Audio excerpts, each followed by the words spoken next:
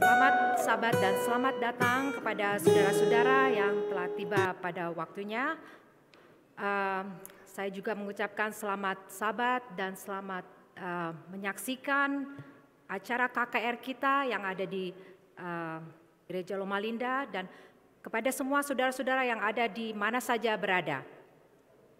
Saya akan membacakan satu ayat, yaitu Wahyu 12 ayat 17. Maka marahlah naga itu kepada perempuan itu, lalu pergi memerangi keturunannya yang lain, yang menuruti hukum-hukum Allah dan memiliki kesaksian Yesus. Kita adalah umat-umat yang sisa ya. Kita adalah yang menuruti hukum Allah dan memiliki kesaksian Yesus. Jadi KKR kita pada hari ini adalah hari keempat, yang berjudul The Fall of Lucifer and of Humanity. Dan dan lagu pembuka kita akan menyanyikan lagu Sion nomor 406, Beban Terangkat di Calvary.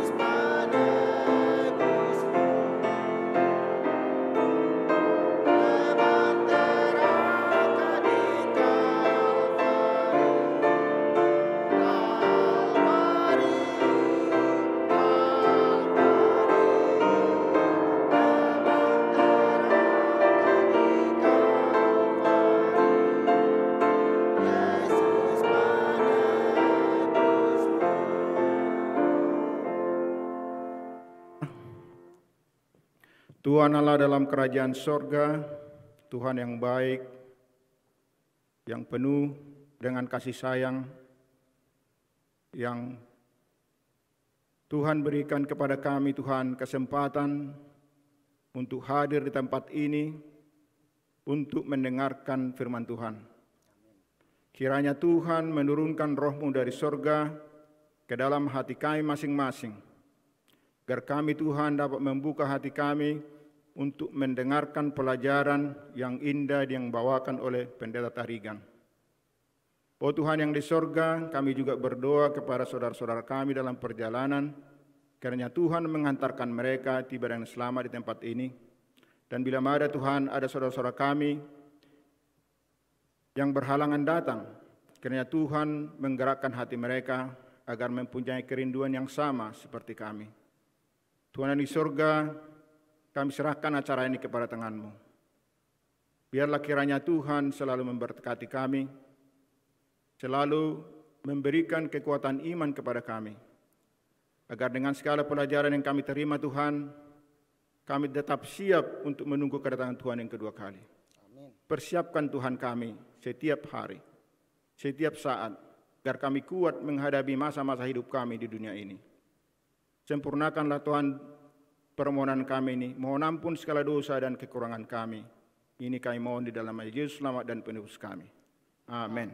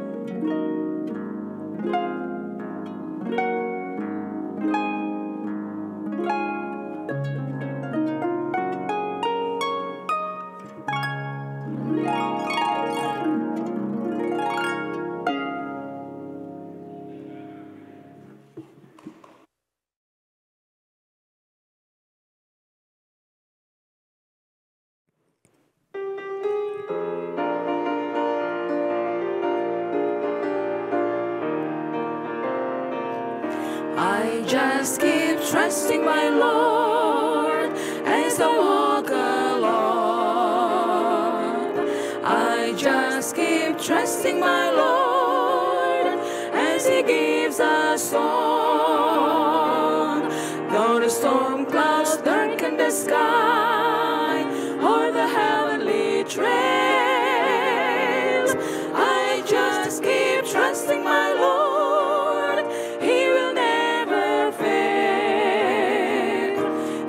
Faithful friend, such a faithful friend, I can count on Him to the very end. Though the storm clouds darken the sky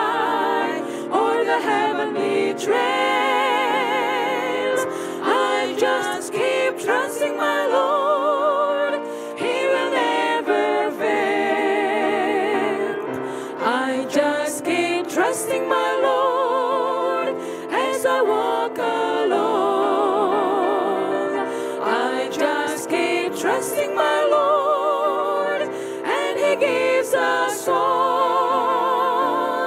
Though the storm clouds darken the sky, or the heavenly trails, I just keep trusting my Lord.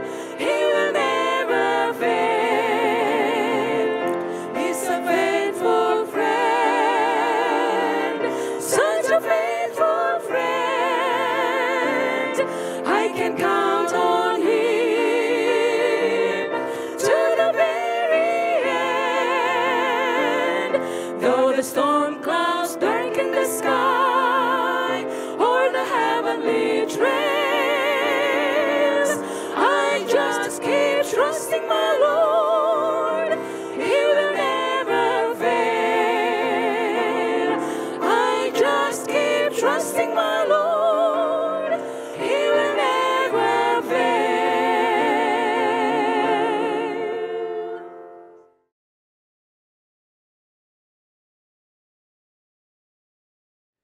Selamat malam dan selamat Sabat saudara-saudara di dalam Tuhan. Good evening and happy Sabbath. Malam hari ini adalah seri keempat dari KKR kita. So tonight is our fourth night in our series. Saya mau mengulangi sekilas apa yang sudah kita pelajari. I would like to recap of what we have discussed. Malam pertama kita membahas bahwa Tuhan dalam kemahatauannya telah melihat sebelumnya bahwa akan ada terjadi pertikaian di kemudian hari. First night, we talk about how God, in His infinite knowledge, able to foresee the coming of the conflict. Itulah sebabnya Dia menyediakan bantuan keselamatan untuk mengantisipasi bila mana akan muncul dosa dalam panggung sejarah. Thus, He was able to put together the plan of salvation in anticipation of the fall. Malam kedua kita sudah mempelajari tentang Tuhan, ciptaan, dan hukumnya. The second night, we talk about God and His law. Di mana kita mempelajari bahwa Dia menciptakan hukum alam dan juga hukum moral. He created the physical law, the natural law, and also the moral law. Makhluk cerdas yang diciptakan dalam gambar dan rupa Allah, So intelligent beings were created in His image, diperintah oleh hukum moral. and they were governed under the God's moral law. Tujuannya adalah agar makhluk cerdas itu The purpose was that these intelligent beings bukan hanya menyerupai Tuhan di dalam rupa dan gambar, not only able to have the image of God, tetapi menyerupai Dia di dalam karakter. but they are able to have God-like character. Malam ketiga kita sudah mempelajari isu-isu di dalam pertikaian tersebut The third night, we talk about the issues within the conflicts yang menyangkut Tuhan sendiri, in relation to God Himself, karakter dan pemerintahannya. His character, and His government.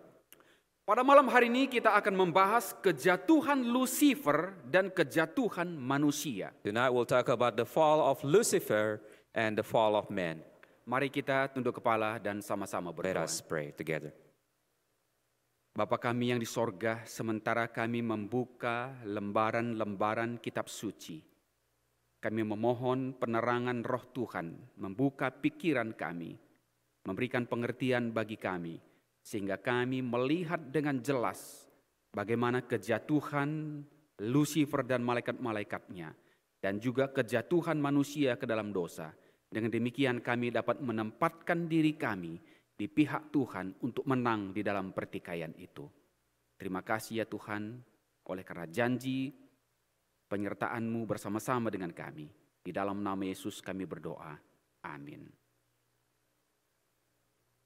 Dalam membahas tentang kejatuhan Lucifer, So when we talk about the fall of Lucifer, dua perikop perjanjian lama ini sering digunakan. there are two passages in the Old Testament that oftentimes used. Yang pertama adalah Yesaya 14 ayat 4 sampai 21. First is Isaiah 14, verses 4 to 21. Yang kedua adalah Yehezkiel 28 ayat 12 sampai 19. And the second one is Ezekiel 28 verses 12 to 19. Pada malam hari ini kita tidak membahas perikop ini lebih jauh. We're not going to go deeper into these two texts Karena malam sebelumnya kita sudah singgung sedikit. because previous night we have talked about this. Dan saya yakin saudara-saudara juga sudah sering mendengar kedua perikop ini. I believe that most of us have heard about these two passages. Sehingga dianggap saudara sudah mengetahui kedua perikop ini. I think you know that you understand these two passages. Bagi pemirsa kami yang ada di online, For those of you watching online, yang tidak familiar dengan kedua perikop ini, about these two passages, maka boleh dibaca dan dipelajari kembali. you may take time and spend time and look at these two passages yourself. Pada saat ini kita akan menggunakan waktu kita untuk membahas ayat yang lain di dalam perjanjian baru. So today we will talk about a different text from the New Testament. Yang mungkin kita belum pernah berikan perhatian kita kepada ayat tersebut. Perhaps we have not been putting much attention to this text. Sekarang kita akan coba lihat keempat perikop ini secara lebih dekat dan lebih mendetail. We will look deeper into these four texts in the New Testament. Ada 4 ayat atau ada 4 bagian di dalam perjanjian baru So 4 passages in the New Testament yang berbicara secara langsung tentang kejatuhan dan pengusiran setan dan malaikat-malaikatnya dari surga. They talk directly about the fall of Lucifer and his angels and how they were cast out from heaven. Saya mengulangi sekilas tentang apa yang sudah kita pelajari. I will touch briefly on what we have talked about previously. Malam pertama kita sudah membahas bagaimana Tuhan dalam kemahatauannya First night we talk about God in his infinite knowledge. telah melihat sebelumnya bahwa pertikaian akan terjadi di kemudian hari. He foresaw what was about to take place. Itulah sebabnya Tuhan menyediakan bantuan keselamatan untuk mengantisipasi dosa Which is the fall, and then God provided a plan of salvation, yang akan muncul di panggung sejarah. and which will to take place in the span of history. Malam kedua kita telah mempelajari tentang Tuhan, ciptaannya dan hukum moral. And second night we talk about God, his creation, and God's moral law. Makhluk cerdas diciptakan dalam gambar dan rupa Allah. Intelligent beings created in his image. Mereka telah diciptakan di bawah perintah hukum moral yang tujuannya adalah As they were created, they were put under God's moral law, and the purpose was agar makhluk cerdas itu bukan hanya menyerupai Tuhan di dalam gambar dan rupanya, that not only they carry God's image, tetapi juga menyerupai Dia secara karakter. but they have the image of God's character. Malam ketiga kita sudah mempelajari tentang isu-isu di dalam pertikaian tersebut The third night we talk about issues in that conflict yang menyangkut Tuhan sendiri, pertain to God himself, karakter dan pemerintahannya.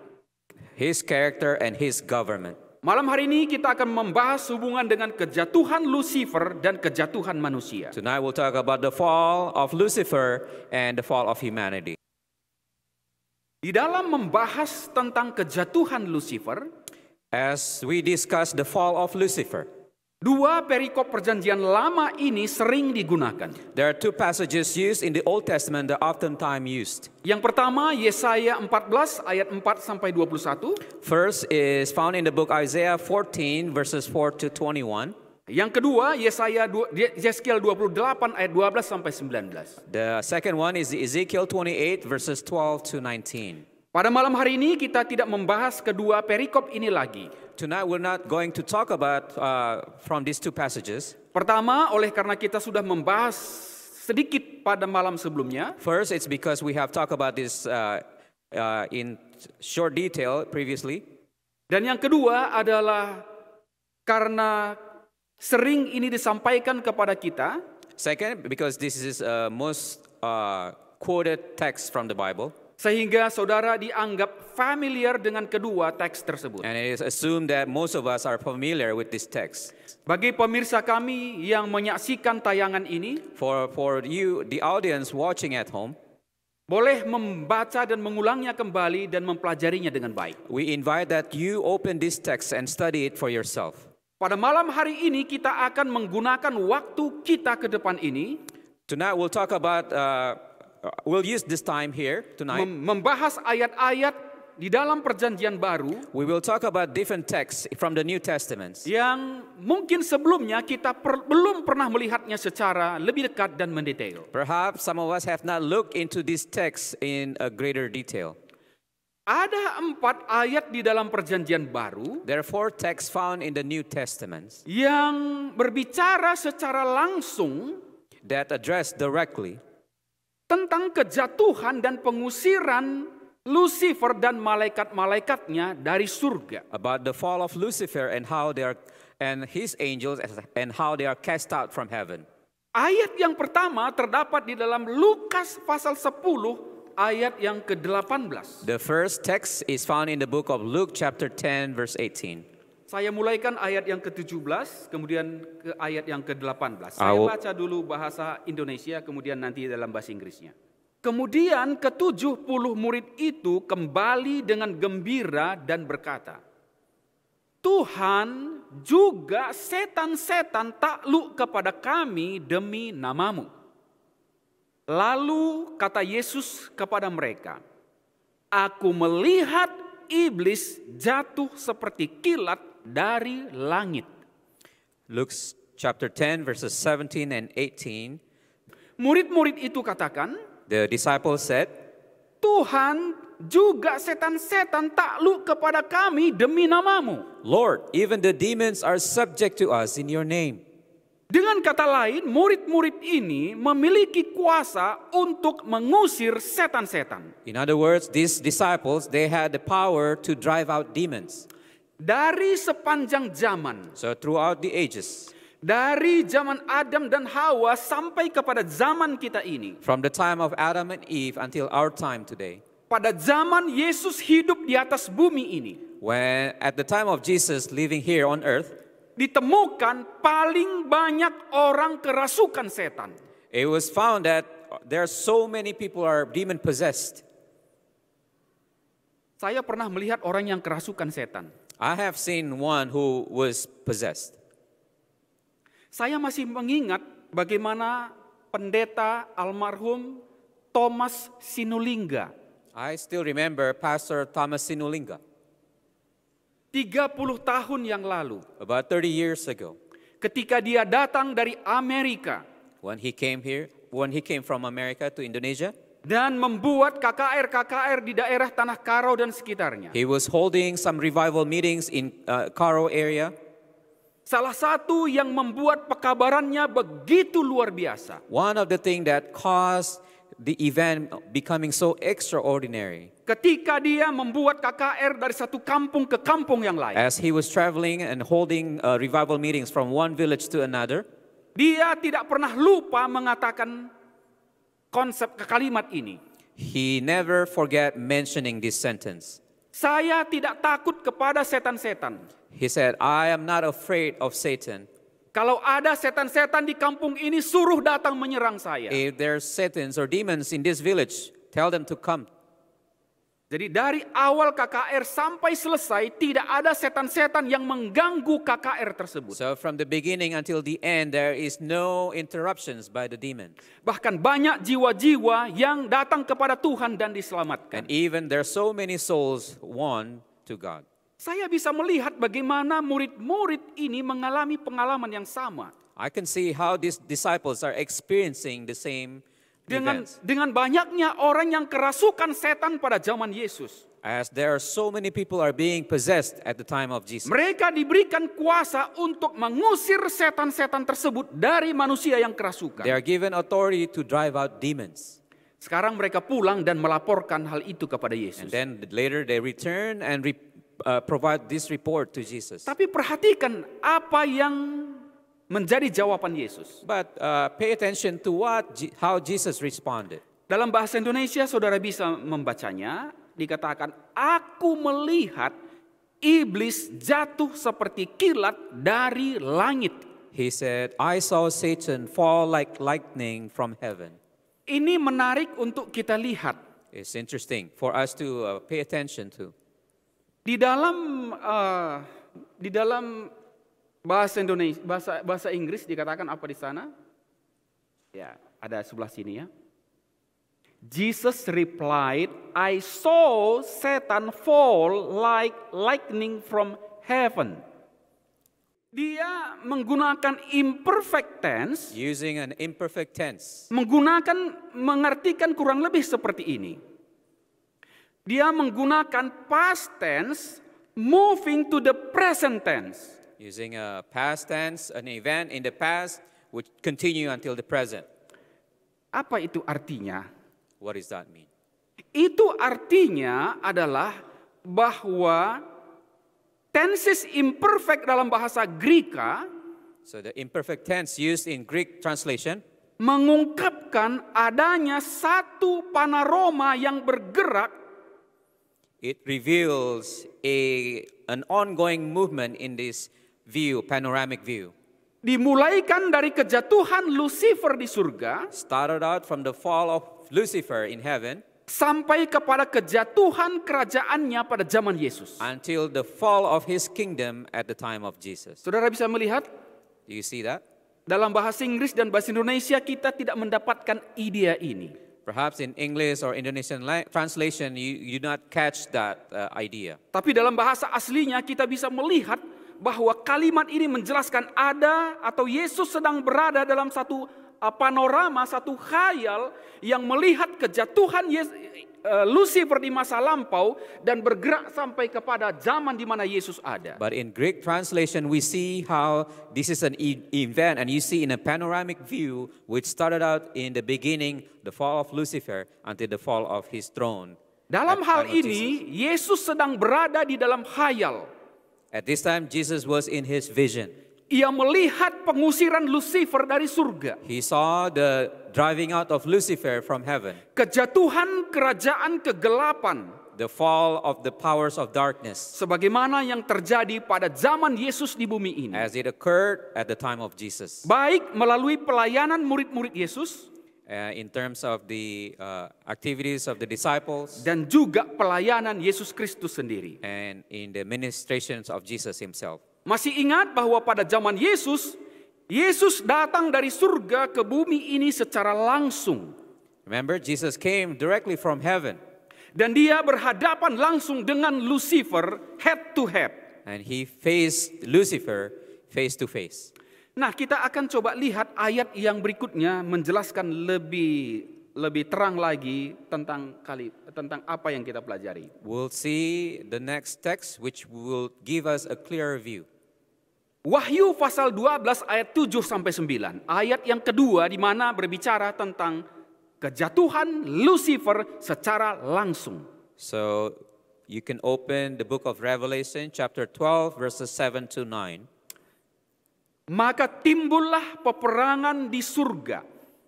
Mikael dan malaikat-malaikatnya berperang melawan naga itu. Dan naga itu dibantu malaikat-malaikatnya. Tetapi mereka tidak dapat bertahan. Mereka tidak mendapat tempat lagi di surga. Dan naga besar itu, si ular tua yang disebut iblis atau Satan, yang menyesatkan seluruh dunia, dilemparkan ke bawah. Ia dilemparkan ke bumi bersama-sama dengan malaikat-malaikatnya. Kapan peristiwa yang dicatat dalam Wahyu 12 ayat 7 dan 9 ini terjadi? Question, when did this event take place? Kalau kita baca konteks perikop tersebut, if you pay attention to the text, the whole passage, kalau saudara baca ayat sebelumnya dan ayat sesudahnya, if you were to read the verses before and after this passage, ayat 1 sampai ayat yang ke-6, verses 1 to 6, itu berbicara tentang kelahiran Yesus. It's talking about the birth of Christ. Dan bagaimana dia dirampas dan dibawa lari kepada Allah. And how he was taken away and taken to God. Ayat sesudahnya yaitu ayat 13 sampai ayat yang ke-18 The following verses, 13 to 19, itu berbicara peristiwa 1260 hari atau 1260 tahun. it's talking about the 1260 days or years. Yaitu masa penganiayaan setelah Yesus naik ke surga. This is the time of trouble after Jesus was ascended to heaven. Jadi sepanjang konteks kita berbicara, So the context that we're talking, maka Wahyu pasal 12 ayat 7 sampai ayat yang ke-9 so Revelation chapter 12 verses 7 to 9, ini berbicara pada zaman ketika Yesus berada di atas bumi ini. this is talking about the time when Jesus was here on earth. Tetapi apakah ayat ini hanya berbicara peperangan antara Lucifer dan setan pada waktu Yesus berada di bumi ini? But is this talking about the war between Christ and Satan when Jesus was here on earth? Nah, itulah yang kita mau lihat lebih jauh. And we will see further. Nah, bukan hal yang aneh bagi penulis Alkitab It is not uncommon for the writer of the Bible untuk memadukan dua peristiwa yang berbeda, for them to combine two different events, seolah-olah kedua peristiwa itu adalah satu. as if these two events is just one single event. Sebagai contoh, Matius 25 ayat 31 dan Matius 25 ayat 31. Saya tuliskan ayatnya di sana, jadi saudara boleh catat saja. Matius 25 ayat 31 dan 32 dan Wahyu 20 ayat 11 sampai 16. For example, you can see them in the book of Matthew chapter 21, Matthew chapter 25 verses 31, 32, and Revelations 20 verses 11 to 15. You can read them yourself, but you see how these writers are able to combine two events in one passage. Ya, jadi pada ayat ini ada dua peristiwa yang disatukan seolah-olah satu peristiwa. Two events as if they were one. Yang pertama, ayat ini berbicara tentang kedatangan Yesus yang kedua kali. First is about the second coming of Christ. Ayat yang sama juga berbicara sehubungan dengan fase eksekutif penghakiman yang terakhir. The verse also talking about a time there's of a judgment at the end. Jarak antara kedatangan Yesus yang kedua kali dan penghakiman yang terakhir itu ada 1000 tahun lamanya. Time span between the first, the second coming of Christ and the judgment has 1,000 years. Yang mau saya sampaikan di sini adalah dua peristiwa, tetapi seolah-olah hanya satu peristiwa. Two events, but as if they were one. Peter referred to Lord's Day as Jesus' second coming. Tetapi juga mengkaitkannya sehubungan dengan penciptaan bumi ini kembali. But he tied into an event where God would create a new earth. Yang tidak lain dan tidak bukan adalah akhir dari masa 1000 tahun. Which is no other but the end of the 1,000 years. Nah, tampaknya pengusiran setan dan malaikat-malaikatnya yang dijelaskan dalam Wahyu 12 So it appeared that the casting out of Satan and his angels, as it's found in Revelation chapter 12, adalah sejenis campuran dua peristiwa yang sama. it appeared that it's talking about two different events put into one. Yang melibatkan pengusiran awal dari posisi mereka di pengadilan surgawi, The removal of their original position in heaven. dan juga pengusiran rohani mereka selanjutnya di atas kayu salib. And their removal spiritually at the cross. Nah, kita coba lihat bukti lebih jelas bagaimana Wahyu pasal 12 ini berbicara tentang pengusiran setan pada awalnya ketika dia melakukan pemberontakan. We will see further how Satan was removed at the cross. Ayat ini menyebutkan seorang sosok yang bernama Mikael. So the Bible, the text talk about a person by the name of Michael. Nah, Mikael artinya dalam bahasa Ibrani adalah siapa yang seperti Tuhan. Michael in Greek or Hebrew, it means who is like God. Dia disebutkan sebagai penghulu malaikat atau malaikat utama. He is called the commander-in-chief. Nah, ada satu peristiwa ketika Mikael berseteru dengan setan sehubungan dengan tubuh Musa. So there a time where there's a contention regarding the dead body of Moses. Yang terdapat di dalam Yudas 9. In the book of Jude, verse 9. Yang akhirnya membangkitkan Musa dari kematian. Which also talk about the resurrections of Moses. Terjadi satu konfrontasi antara pemberi hidup dan iblis.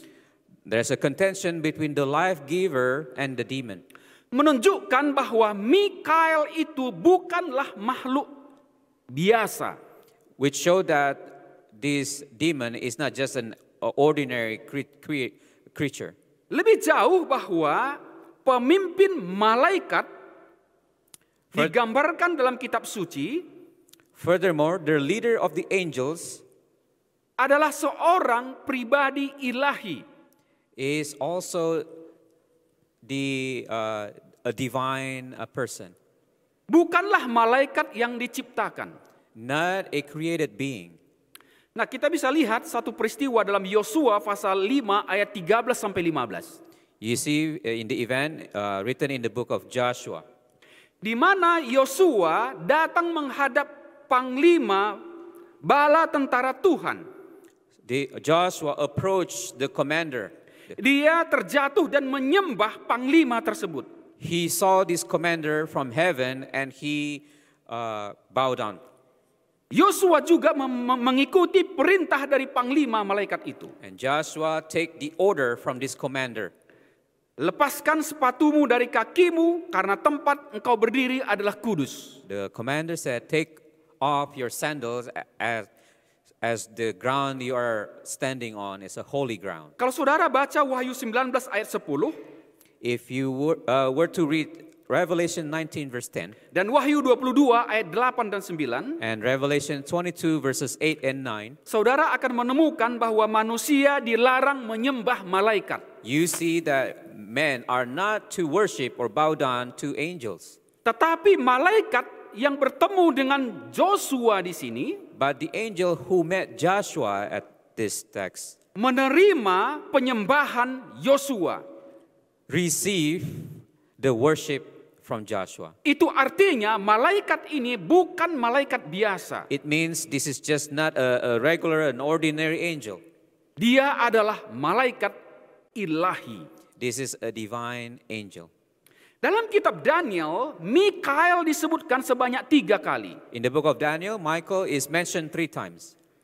Daniel 10 ayat 13, Daniel chapter 10 verse 13, ayat 21, verse 21, dan Daniel 12 ayat 1. or chapter 12 verse 1. Dalam perikop yang terakhir ini dia digambarkan sebagai penghulu malaikat. That the last text he is referred as the great commander. Yang berdiri mendampingi anak-anakmu, merujuk kepada umat atau umat Daniel. Who stood among his people. Berdiri mendampingi artinya To stand with the people, which means membela untuk tujuan mediasi. to defend and then able to mediate. Kalau kita baca di dalam 1 Timotius 2 ayat 5, If you were to read 1 Timothy 2 verse 5, kita menemukan we can find bahwa peran yang demikian hanya dilakukan oleh Yesus Kristus. that type of battle can be Yang memiliki kekuatan dan otoritas kebangkitan, has the power and the authority for even resurrection serta memiliki fungsi mediasi, and able to function as a mediator. maka orang-orang Kristen percaya bahwa dia adalah anak Allah Thus Christians believe that he is the Son of God dalam keadaan sebelum penjelmaannya. before the time of reincarnation. Jadi ketika nama Mikael digunakan, So whenever the name Michael's used, itu merujuk kepada Yesus Kristus sebelum penjelmaannya. It refers to Jesus himself before the time of his reincarnation. Dia dan malaikatnya berperang melawan naga atau melawan setan dan He malaikat-malaikatnya. and his angels went to fight to war against the demons. Jadi kehadiran Mikael di dalam Wahyu pasal 12 So the presence of Michael in the book of Revelation chapter 12 menunjukkan pengusiran setan secara fisik refers to driving out demons physically, yang sedang dicampur dengan pengusiran Lucifer dan malaikat-malaikatnya secara rohani. also tied together how they are being driven out spiritually Melalui kematian Yesus Kristus di atas kayu salib. by the death of Jesus Christ on the cross. Saya coba summary-kan apa yang saya sampaikan ini. I would like to put a summary to this. Wahyu pasal 12 ayat 7 sampai 9 berbicara dua peristiwa. Revelation chapter 12 verses 7 to 9 talk about two different events. Yang pertama adalah First one, pengusiran setan dan malaikat-malaikatnya secara fisik dari surga. how they are physically removed from heaven. Saudara masih ingat bagaimana mereka diusir dari surga? Remember how they were cast out from heaven? Namun walaupun mereka diusir dari surga, Even though they are cast out from heaven, masih ada tali simpati dari malaikat-malaikat yang tidak jatuh ke dalam dosa. there still remains some kind of tie of sympathy with the rest of the angels. Mengapa masih ada simpati? Why do you say that? Karena mereka belum mengerti nature sesungguhnya dari pemberontakan tersebut. They still have not fully understand the nature of this rebellion. Perikop ini berisi juga konsep yang kedua, This text also talk about the second meaning, yaitu berbicara tentang pengusiran setan dan malaikat-malaikatnya secara rohani. which is the removal of them spiritually, Di mana setan dan malaikat-malaikatnya which is how Satan and his angels dilepaskan dari simpati malaikat-malaikat atau makhluk cerdas yang tidak jatuh ke dalam dosa. they are now cut off from any type of sympathy from the rest of the angels. Bagaimana itu terjadi? How did it happen? Ketika Yesus disalibkan, When Jesus was hung on the cross, maka malaikat-malaikat yang tadinya simpati kepada setan dan malaikat-malaikatnya, any remaining sympathy from the rest of the angels that did not fall into sin, sekarang mereka melihat karakter Lucifer yang sesungguhnya. now they realize the true nature of Satan and his rebellion. Maka pada waktu Yesus mengatakan sudah selesai di atas salib, When Jesus said, "It is finished," as he's hung on the cross, itu menunjukkan bahwa tali simpati terakhir telah diputuskan antara malaikat-malaikat yang tidak jatuh ke dalam dosa kepada Lucifer. it also signifies the cutting off of any form of sympathy between angels in heaven and the fallen angels. Jadi pada waktu Yesus mati di atas kayu salib, So when Jesus died on the cross, telah dinyatakan secara terang benderang it is being observed out in the open bahwa Lucifer itu salah adanya. how Lucifer has truly fallen. Pada saat itu setan dan malaikat-malaikatnya sebenarnya sudah bisa dibinasakan. At that time, it was actually a proper time for them to be destroyed. Pertikaian besar itu sudah selesai. The great controversy has ended. Sejauh makhluk-makhluk cerdas yang tidak jatuh ke dalam dosa kita berbicara. As far as the intelligent beings Yang tidak jatuh ke dalam dosa. who had not fallen into sin. Tetapi keberadaan setan dan malaikat-malaikatnya masih dipertahankan. But their existence still remained Demi kebutuhan manusia yang hidup di bumi ini. for the benefit of us here who live on earth. Saudara bertanya, apa benefitnya setan dan malaikat-malaikatnya tetap ada ya? Perhaps you would ask the question, what does it benefit me? Ini pertemuan berikutnya saya akan berbicara soal pertikaian di bumi di perjanjian lama dan di perjanjian baru. We'll talk in the next series from the New and the Old Testament. Strategi yang Tuhan gunakan di dalam peperangan itu. The strategy used by God in this war Dan counter attack yang dilakukan oleh setan. and the counterattack used by Satan. Strategi yang dilakukan oleh setan. Strategy used by Satan. Dan counter attack yang dilakukan oleh The Tuhan. counterattack used by God. Saudara perlu memahami ini dengan baik. You need to fully understand this. Kita akan tiba kepada gagasan ini. We will come to that point. Nah, kita coba masuk kepada ayat yang ketiga dalam Perjanjian Baru. We will talk about the third text in the New Testament. 2 Petrus 2 ayat yang keempat. 2 Peter chapter 2 verse 4. 2 Petrus 2 ayat yang keempat, saya baca dalam bahasa Indonesia, 2 Petrus 2 ayat yang keempat. Sebab jikalau Allah tidak menyayangkan malaikat-malaikat yang berbuat dosa, tetapi melemparkan mereka ke dalam neraka dan dengan demikian menyerahkannya ke dalam gua-gua yang gelap untuk menyimpan mereka sampai hari penghakiman. Di daerah-daerah yang masih primitif, In areas where it's still primitive, maka gua-gua yang gelap atau tempat-tempat yang angker itu hal yang lumrah. so it is common for people to view areas, a cave, as a place of a scary place to be in. Mungkin orang-orang tua itu mudah mengerti ya apa yang dimaksud dengan tempat angker. Perhaps the older generation can relate to this. Tetapi mungkin generasi anak-anak muda itu sulit menerima karena mereka tidak lagi melihat atau memiliki latar belakang sehubungan dengan tempat-tempat yang mengerikan dan angker. Perhaps the younger generation are not able to relate to places such as this, scary caves.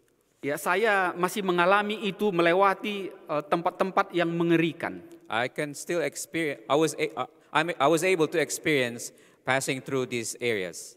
Kalau saudara mengikuti juga televisi Indonesia, If you follow television in Indonesia, katanya ada rumah hantu atau tempat yang angker.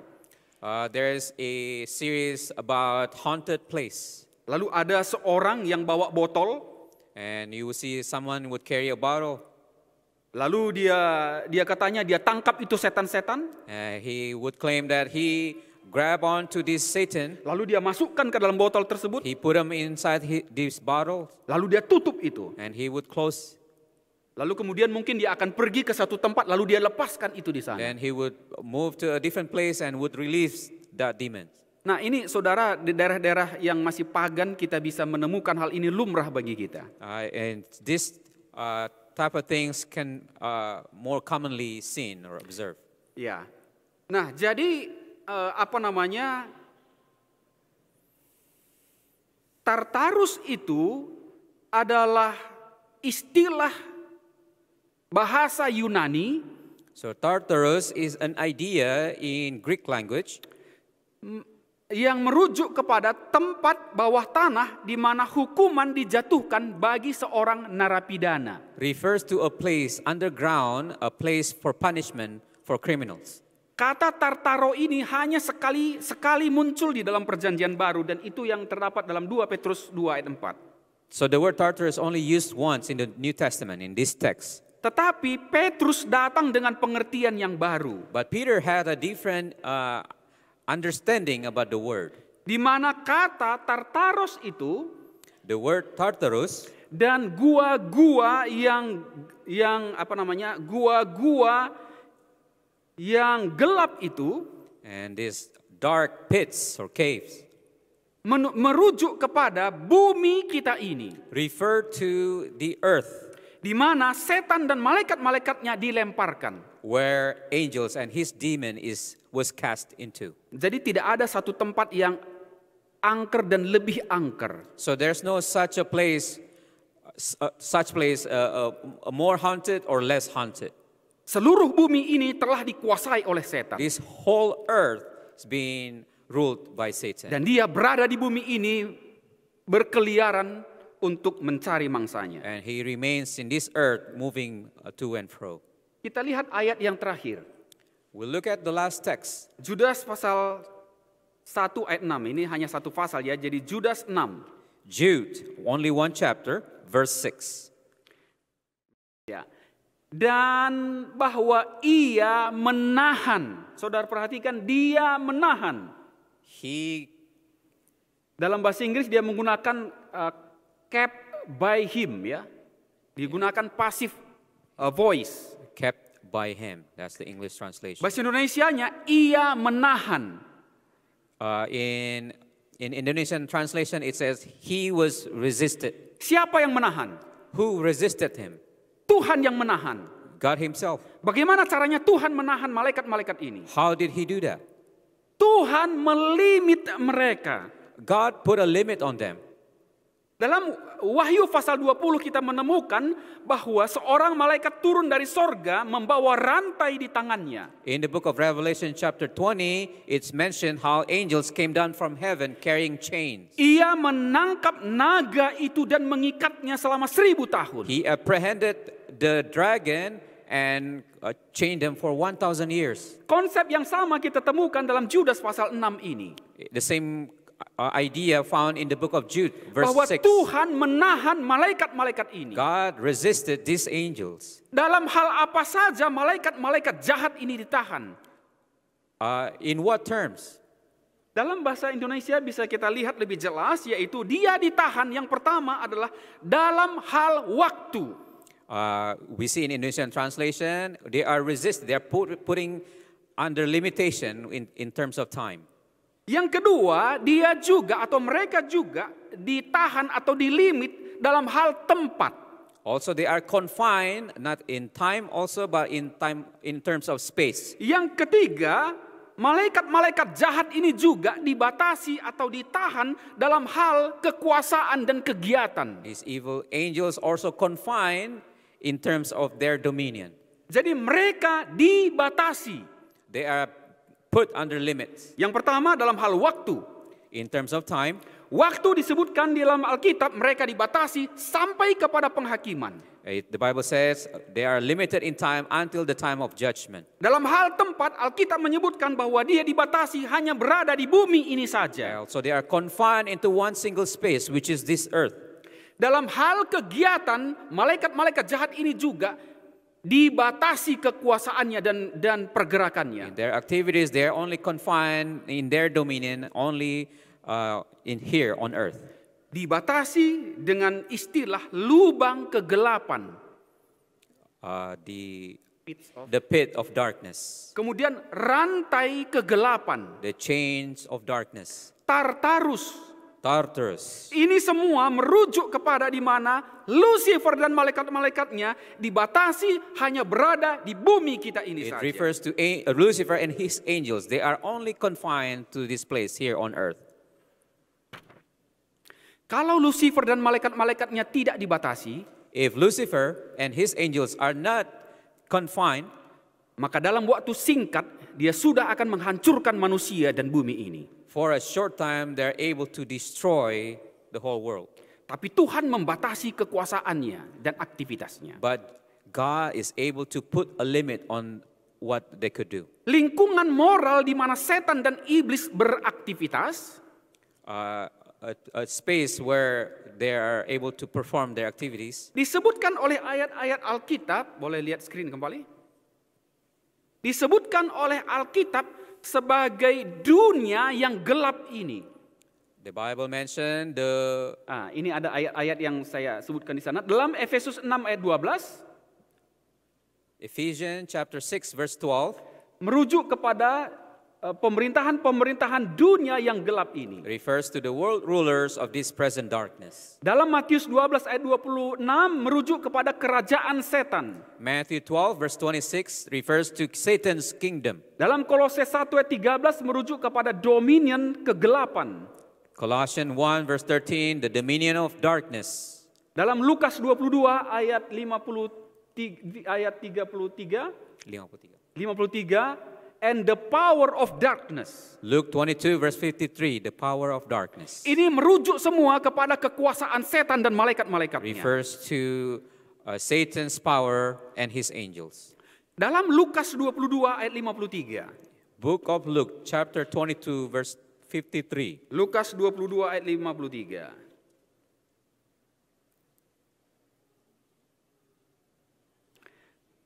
Dikatakan seperti ini, padahal tiap-tiap hari aku ada di tengah-tengah kamu di dalam bait Allah dan kamu tidak menangkap aku. Perhatikan kalimat yang terakhir. Tetapi inilah saat kamu, merujuk kepada orang-orang yang datang mau menangkap Yesus di Taman Getsemani.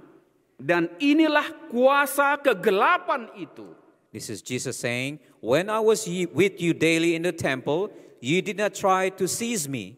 And then he's referring to people trying to apprehend him.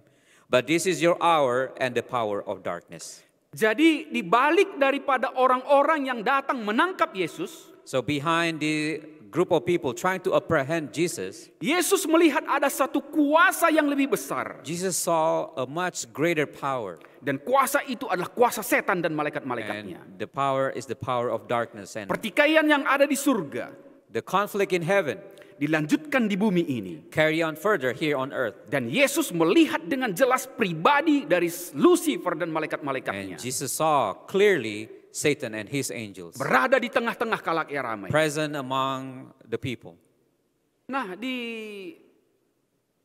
dalam Yudas pasal 6 ini juga, In the book of Jude, verse 6, Judas ayat 6 ya, kita menemukan mengapa masa tunggu itu diperlukan. we saw how the time for waiting was needed.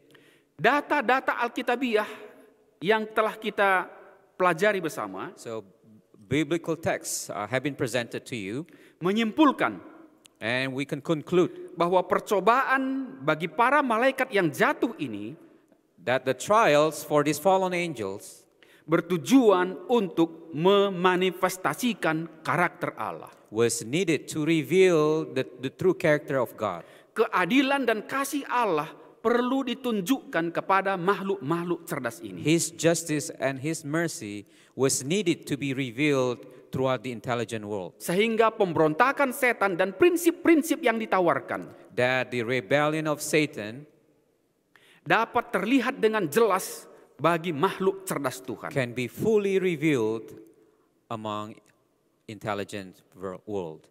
Kita sudah selesai membahas hubungan dengan kejatuhan Lucifer. We have finished talking about the fall of Lucifer. Dan kita akan membahas kejatuhan manusia. When we will talk more about the fall of humanity. Hanya satu slide, saudara.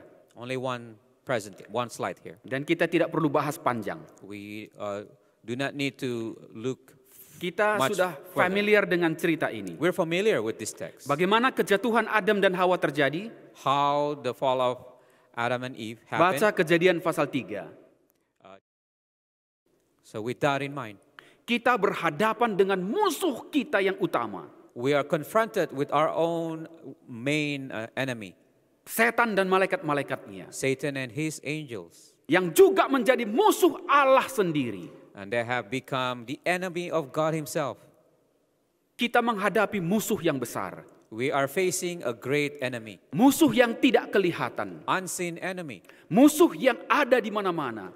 who are here everywhere, Musuh yang ada di tengah-tengah kita ini even juga. here in the midst of us. Kita tidak melihat kepribadiannya. We're not able to see them, Tapi dia selalu bersedia untuk membisikkan yang jahat kepada pikiran but they kita. are always ready to whisper some evil thought Supaya kita membuat keputusan-keputusan yang salah dalam hidup kita. that we may make wrong decision.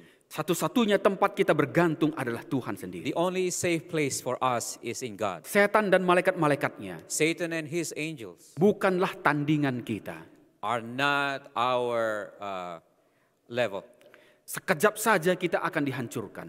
It's so easy for them to destroy us Kalau bukan Tuhan yang campur tangan melindungi kita. if it wasn't for God Himself. Anda keluar dari dalam sanctuary ini. As soon as you leave this place, Malaikat-malaikat setan sudah menunggu di depan pintu. the evil angels are waiting outside. Dia mencoba untuk mengendalikan fisik kita. They will always try to control us. Dia mencoba untuk mengendalikan pikiran kita. They are trying to control the way we think, Untuk membawa kita jauh dari Tuhan. to take us away from God dan melupakan Tuhan. and to forget Him. Kita sungguh-sungguh berada di dalam pertikaian besar We are truly in the midst of this battle, antara kebenaran dan kejahatan. a war between good and evil. Apakah saudara melihat bahwa kita bisa menang di dalam pertikaian ini?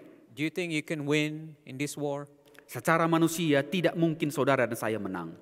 With our human ability, we are not able to win. Tetapi oleh kekuatan Tuhan, But with the power of God, kita akan disanggupkan melawan setan dan malaikat-malaikatnya. we are enabled to fight, to Tidak resist. perlu kita takuti kekuatan dan kehebatan yang dia miliki. We should not fear their ability. Kita bisa menang dalam pertikaian We itu. can win this battle. Inilah tujuan kita mengapa kita mengikuti KKR ini. That's our main purpose, why we are here in this revival series. Mari kita tunduk kepala dan sama-sama Let us berdoa. pray together. Bapa yang di sorga, kami melihat bagaimana Lucifer dan malaikat-malaikatnya, setan dan malaikat-malaikatnya diungkapkan di dalam Alkitab telah jatuh ke dalam dosa dan telah dibatasi berada di bumi kami ini dan ada di sekitar kami. Tuhan, kami tidak mempunyai daya menghadapi lawan yang besar ini. Satu-satunya pengharapan kami ya Bapa, Tuhan dan malaikatnya serta Roh Kudus yang mendiami hati kami. Berkati umat-umat Tuhan yang telah datang mendengarkan pekabaran ini.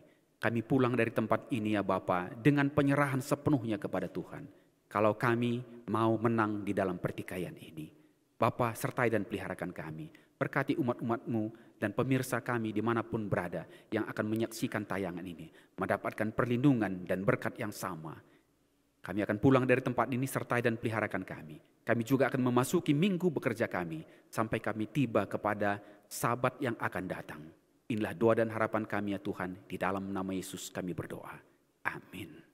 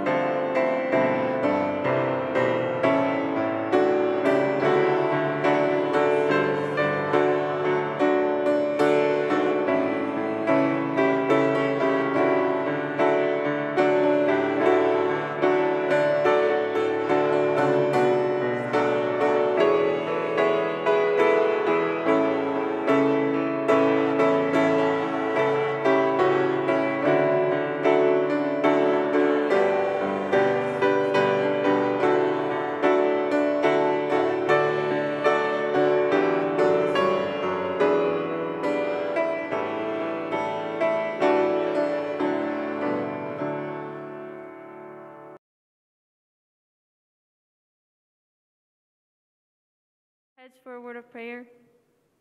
Dear Lord, thank you for gathering us all here today and for the Sabbath day. I want to thank you for protecting us all throughout the week. And I pray that you be with us continuously. And I want to thank you for the message that you brought to us. I pray that you allow the message to guide us throughout the following week. Please continue to be with us, Lord. Forgive our many sins. And I pray in Jesus' name, amen. I want to thank everyone who have come together today and for those online as well. I just wanted to invite and remind everyone to come again next week on Friday at 7 o'clock. Thank you.